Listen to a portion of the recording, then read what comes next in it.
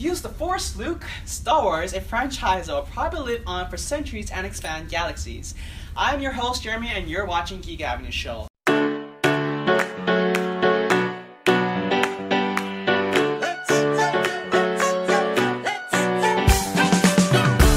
Disney just recently announced that a new trilogy series will be directed by Rian Johnson, who is the director of The Last Jedi that will hit theaters later this year in December.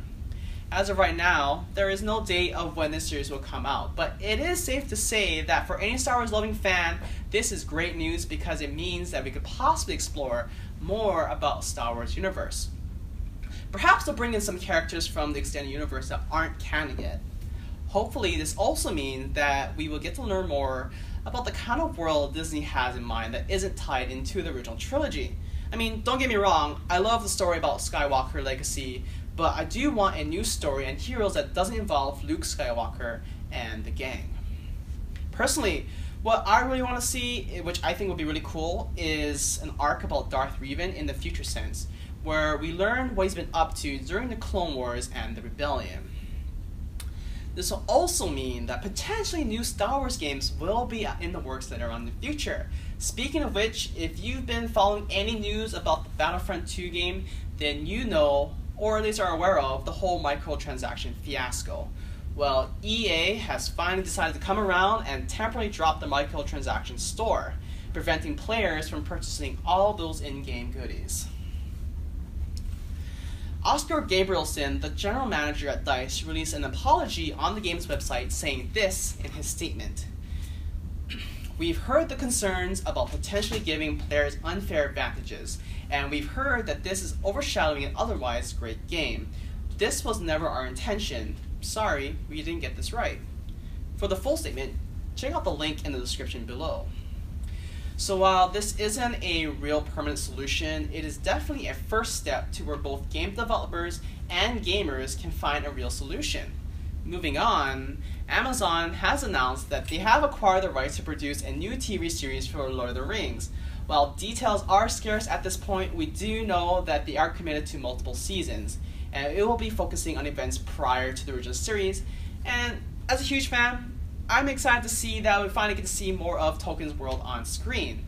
However, I also think it will be interesting to see what kind of direction they will be able to take with the series outside of Tolkien's original design.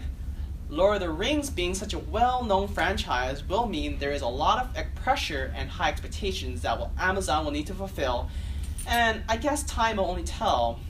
Next, we have the new trailer for Pixar's Incredible 2 that just released, and if you haven't seen it yet, I suggest you go click that link in our description and check it out.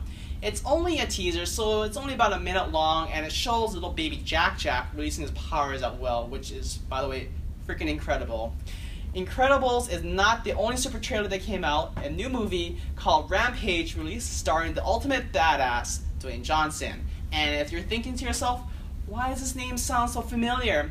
It's because there was a video game for the PS2 called Rampage where you play one of several monsters and the goal is to rampage through a city causing as much damage as possible as fast as you can.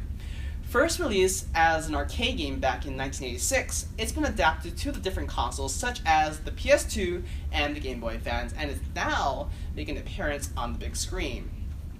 In this movie, Dwayne Johnson plays a normal Chicago citizen whose best friend is a white gorilla named George.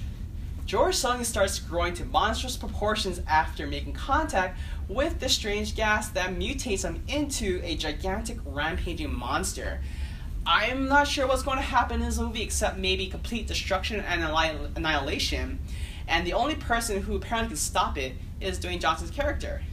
I don't know about you, but I'm probably going to watch this movie with no expectations, and who knows, it'll maybe have a pretty decent storyline, how Pacific Rim did.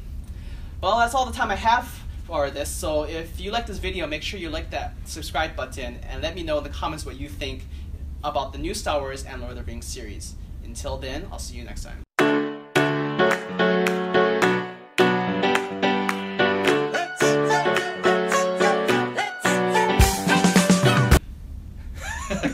Make sure you like that subscribe button.